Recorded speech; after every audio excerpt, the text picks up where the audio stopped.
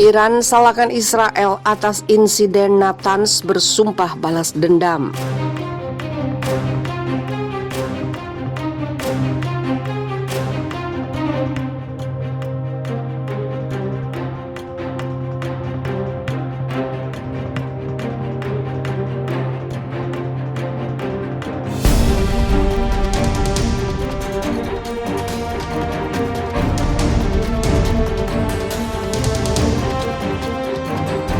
Iran menyalahkan musuh bebuyutan regionalnya Israel atas insiden di situs nuklir Natanz pada Minggu 11 April dan akan membalas dendam, kata Menteri Luar Negeri Muhammad Javad Zarif yang dikutip TV pemerintah pada hari Senin.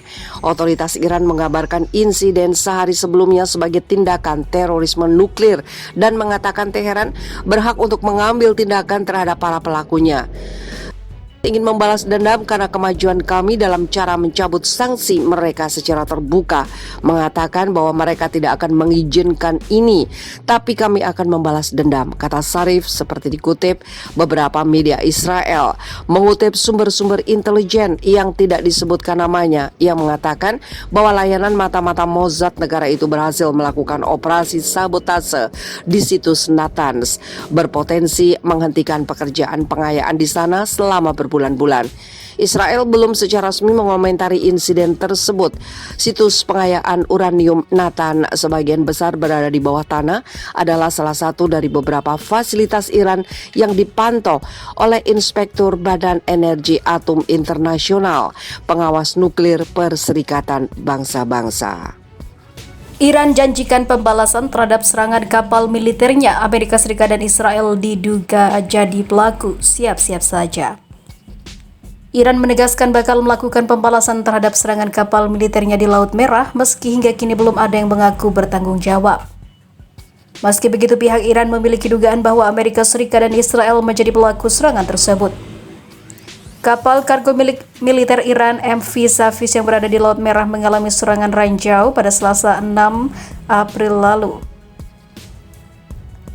Juru bicara Angkatan Bersenjata Iran Brigadir Jenderal Abolfazl Sekarashi mengungkapkan kepada Sputnik News pihaknya masih menginvestigasi serangan ranjau tersebut. Sekarashi pun menegaskan saat pelakunya ditemukan maka pembalasan akan dilakukan oleh Iran. Kami perlu menentukan sumber dari insiden tersebut. Jika kami menemukannya, kami jelas akan merespon. Kami tak akan diam saja, ujarnya. Pada kasus lain, kapal menjadi target dan kini hal lain bisa terjadi di kapal tersebut. Kami tidak akan membuat keputusan atas apa yang akan diambil hingga investigasi yang dilakukan memberikan hasil yang akurat, tambah Sekarashi. Ia mengungkapkan indikasi awal investigasi menunjuk kepada kemungkinan keterlibatan Amerika Serikat, Israel, dan salah satu rekan mereka di wilayah itu. Sepanjang Teluk Persia dan Timur Tengah yang lebih luas seperti Arab Saudi dan Uni Emirat Arab juga dicurigai sebagai pelaku. Kebijakan mereka dalam mengkritik Iran dan menuduh Teheran mengobarkan kerusuhan membuat hubungan mereka memburuk. Namun Israel berpeluang besar dicurigai sebagai pelaku. Dikutip dari The New York Times, seorang pejabat Amerika Serikat yang tak disebutkan namanya mengungkapkan Israel berada di belakang serangan terhadap MV Savis. Menurutnya, serangan tersebut datang sebagai balasan dari serangan dua kapal milik Israel di Laut Merah pada Februari dan juga pada bulan Maret lalu. Di sisi lain, menolak JCPOA, Netanyahu pekikan peringatan bahaya Iran akan kembali. Perdana Menteri Israel Benjamin Netanyahu kembali menentang perjanjian nuklir Iran 2015 atau Joint Comprehensive Plan of Action. Komentar ini datang tidak lama setelah Republik Islam Iran dan 5 kekuatan dunia yang masih bergabung dalam kesepakatan itu memulai pembicaraan di Wina pada Selasa. Bahaya bahwa Iran akan kembali, dan kali ini dengan imprimatur internasional, ke jalur yang akan memungkinkannya mengembangkan persenjataan nuklir ada di depan pintu kami pada hari ini, ujar Netanyahu dalam pertemuan fraksi Likud di Knesset, dikutip laman Jerusalem Post Kamis 8 April 2021. Mengacu pada JCPOA, Netanyahu menilai kesepakatan itu tidak bisa dihidupkan kembali sebab ia nilai berbahaya.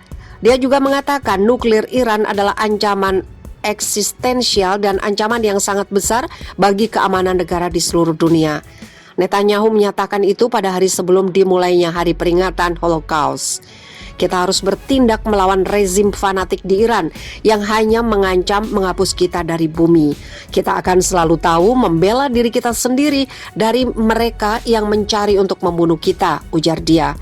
Pada waktu yang hampir bersamaan, negosiasi tidak langsung antara Iran dan Amerika Serikat berakhir pada hari itu.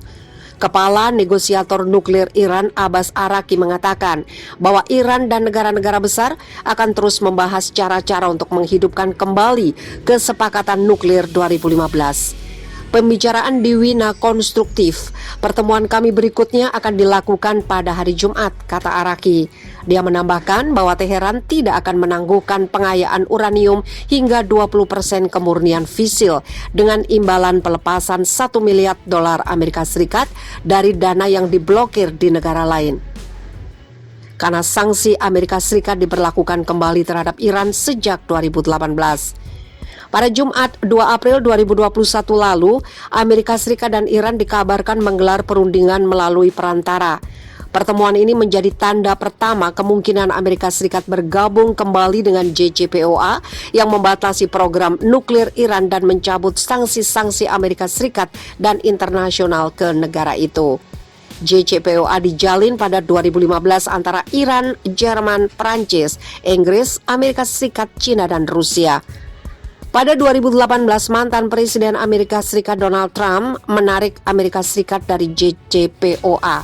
Kemudian ia menerapkan berbagai sanksi kepada Iran dengan alasan untuk memberikan tekanan maksimal agar Iran bersedia menghentikan program nuklirnya.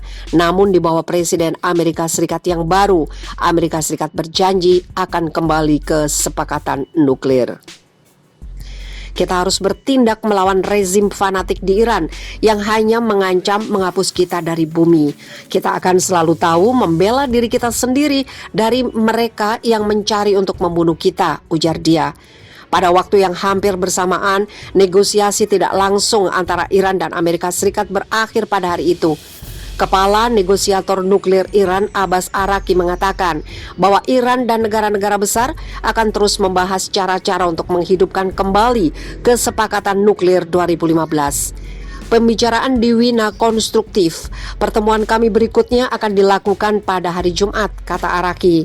Dia menambahkan bahwa Teheran tidak akan menangguhkan pengayaan uranium hingga 20% kemurnian fisil dengan imbalan pelepasan $1 miliar Amerika Serikat dari dana yang diblokir di negara lain.